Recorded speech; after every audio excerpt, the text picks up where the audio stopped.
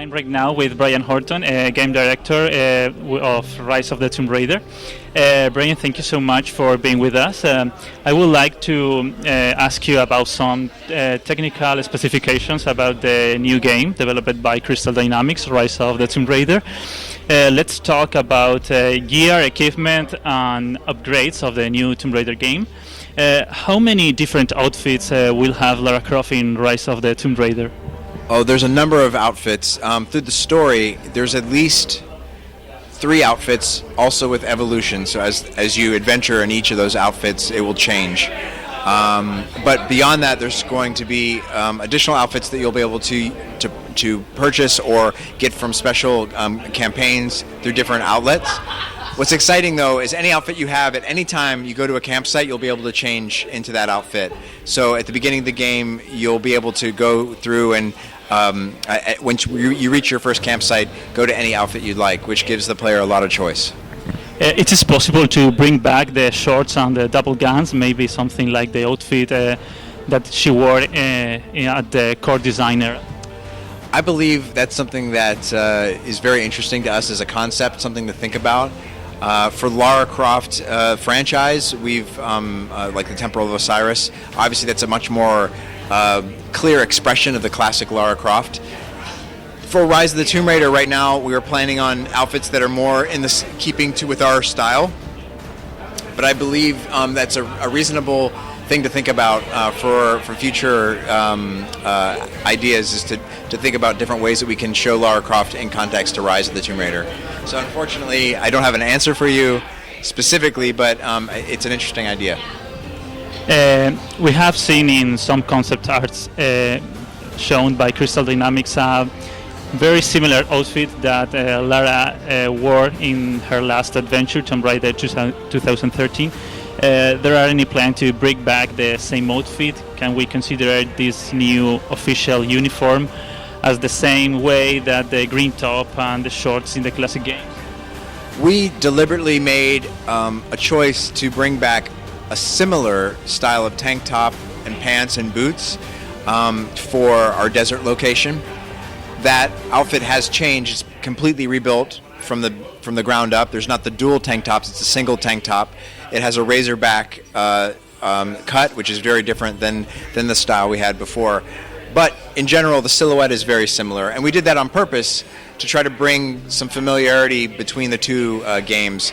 And we can consider that in our minds our closest to our classic outfit. But as you've seen in the trailers and what we showed at Microsoft, Lara has a whole new winter outfit and some more outfits in the rest of the game as well. Lately, we have seen the proliferation of characters using braid. Arguably, are back in fashion. Elsa in Frozen, the Hunger Games. Is there any possibilities to recover this iconic element in Rise of the Tomb Raider or future games? The braid is not something we're planning on introducing back in this game, but that doesn't mean it couldn't appear sometime in the future. Many fans have asked, and I feel obligated to ask if there will be double guns back.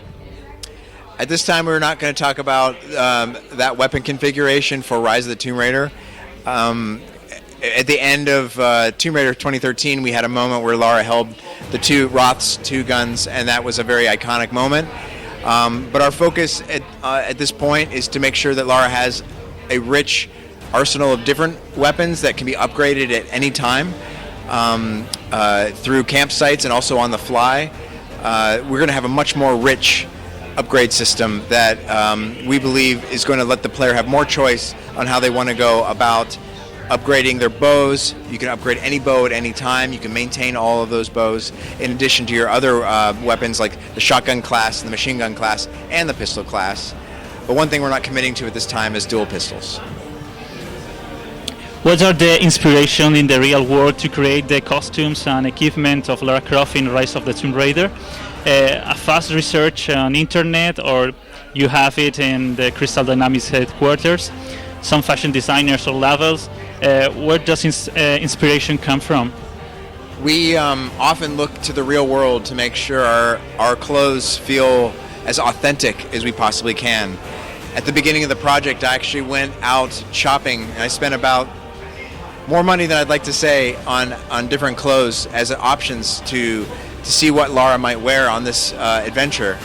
And then we filmed models and scanned models in Los Angeles with those outfits on. So the winter jacket that you saw, the pants, the tank tops, the shirt, the Henley shirt that you see in the trailer, those are all sourced from real garments. So we, almost like you would treat it as a film, we dressed Lara for the situation based on clothes that we could acquire.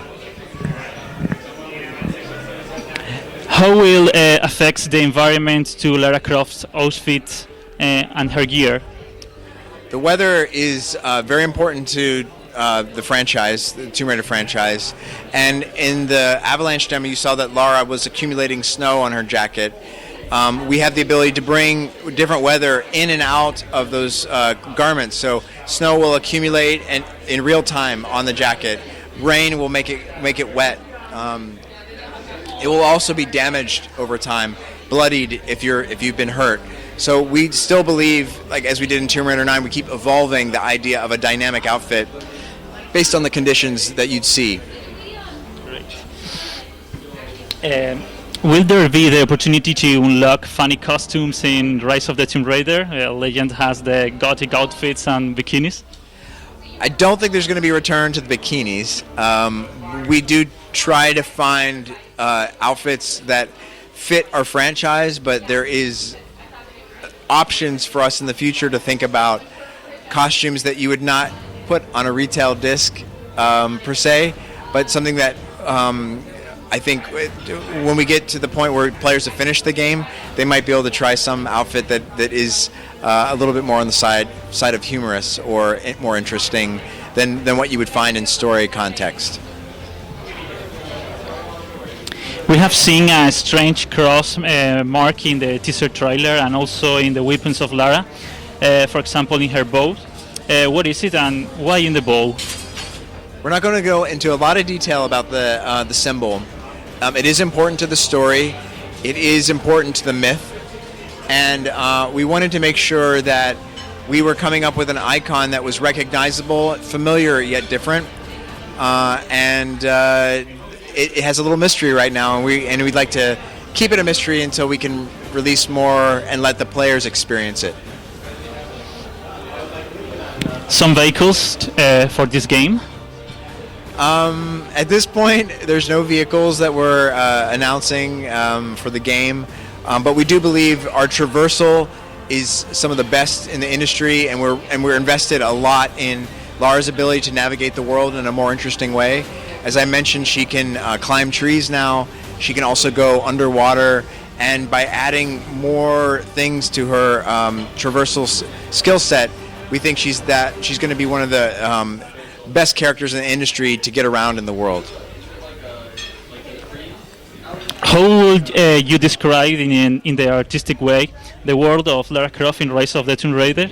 What are the differences between the universe created in Tomb Raider 2030 and the one that we will find in Rise of the Tomb Raider? I think there's a very similar approach. We often talk about building a world based on layers of history. So you'll have, in 2013, you had ancient Japanese, you had World War II, you had the Scavengers or the Solari, and of course Lara herself in more of a modern layer of history. We have a very similar approach where we think about our world in these layers where they can gain a better appreciation of what this space is, whether it's in the case of some of the footage we've shown, an ancient, a Siberian Soviet installation that might be abandoned. But then there might be some ancient layer in here. We're not going to go into a ton of detail on that, but know that there will be an ancient civilization layer of history in addition to the modern layer of history that Lara brings and Trinity brings. Are we going to have a new cover for the Tomb Raider comics made by you soon?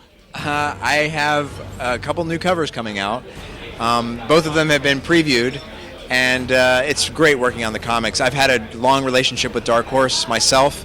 I worked on Buffy the Vampire Slayer for a number of years, and it's great to work on the Dark Horse comics again, especially on Tomb Raider. Thank you so much, Brian, for this interview. You are always welcome to TombRaiderCollection.com. Oh, thank you so much. It's been a joy talking with you. Thanks.